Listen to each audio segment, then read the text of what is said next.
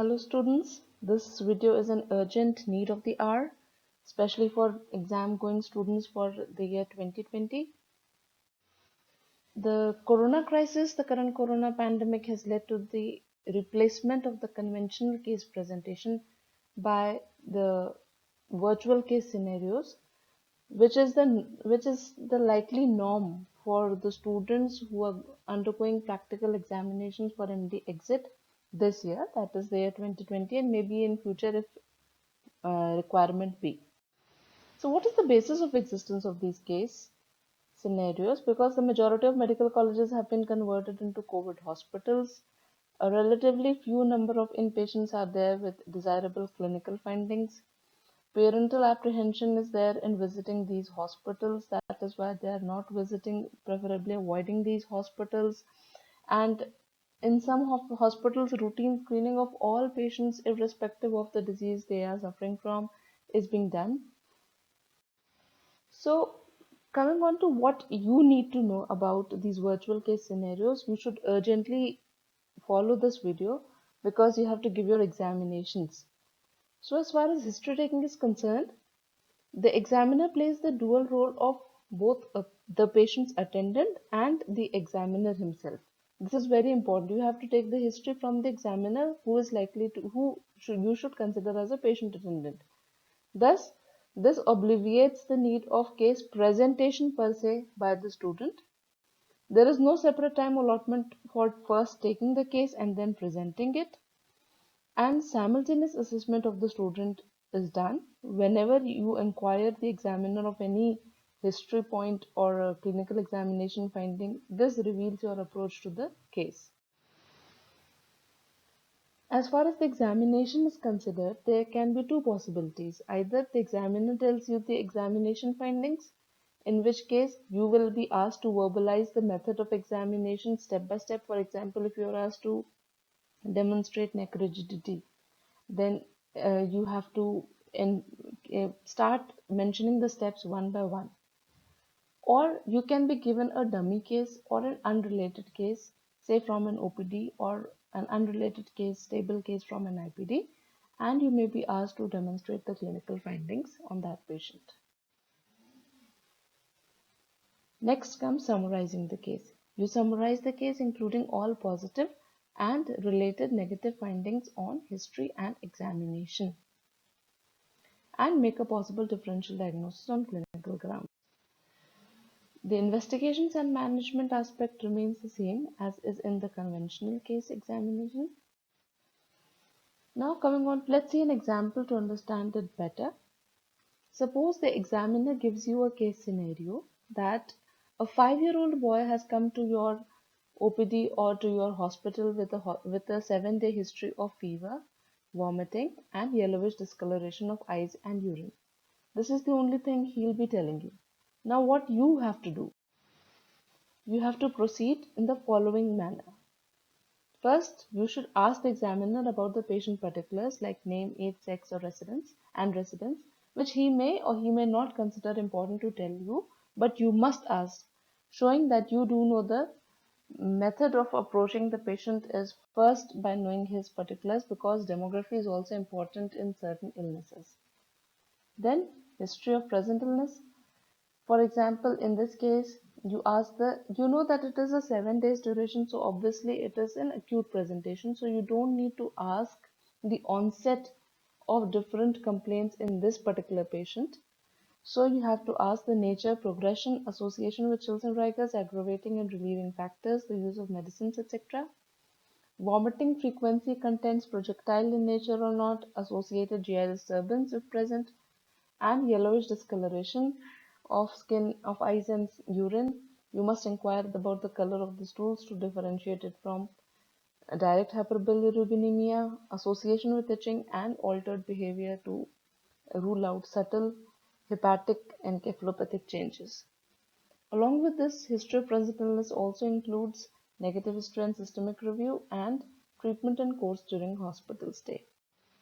Next, you must ask the examiner pertinent points in different other aspects of the pediatric history. Like in past history, you must ask any previous similar episode, history of blood transfusion, or any implicating drug. Antenatal, perinatal, and developmental history, though, does not seem to be somehow affecting this particular illness of 7 days, but you must inquire the examiner if there is any positive finding.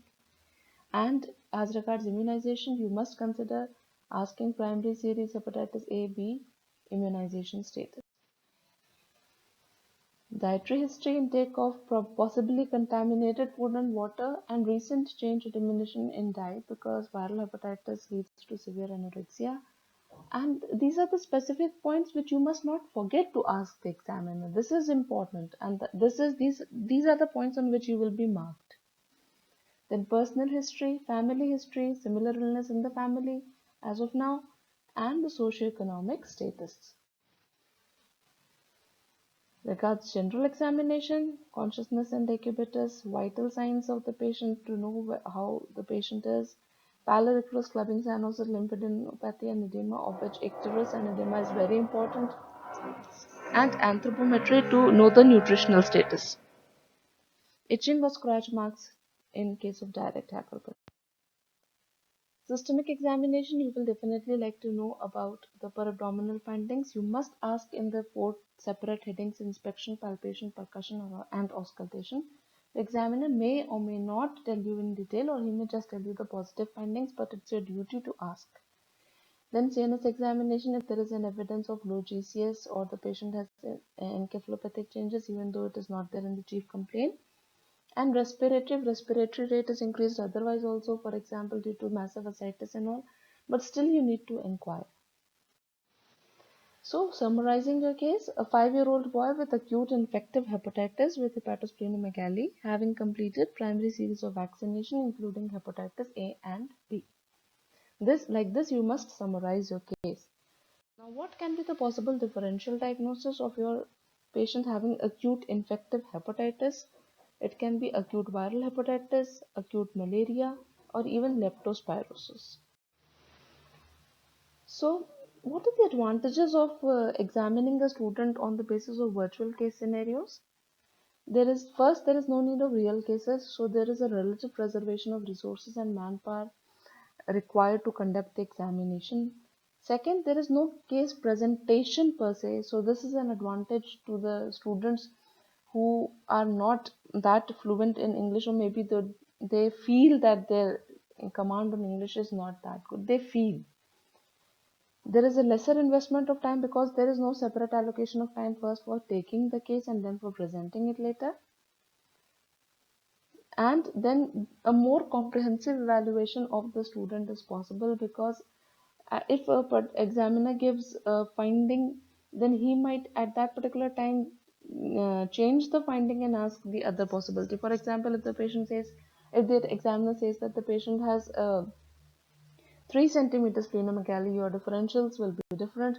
And if your examiner at that particular point changes and says that suppose this patient had a massive splenomegaly, what would you consider? So now this is the way a better and a comprehensive evaluation of the student can be done. The disadvantages, though, are there is obviously a difference between real and virtual case, howsoever much you might try to simulate, but simulation is simulation and real is real. Essence of clinical examination, inspection, palpation, percussion, auscultation, everything is lost typically because you don't get the exact clinical picture in your mind. It is just by verbal communication that you know what the patient has and what he does not have. And finally, it is a temporary modality of examination. It cannot be practiced on for long because you have to have touch with the real patient to know his actual position and condition. So what do you think is the key to success in cracking these examinations? So students, you must prepare dummy virtual cases by self and revise the specific questions you won't like to miss asking the examiner if he puts a particular case scenario before you. This was just one case I discussed. You'd like to make it for others. You all know what are the common cases asked.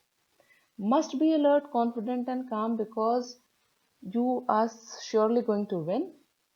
And you must contemplate the questions likely to be put up to you by the examiner and also be prepared with their answers beforehand during the preparation phase itself.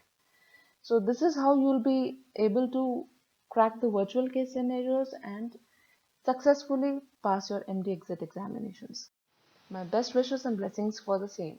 Thank you.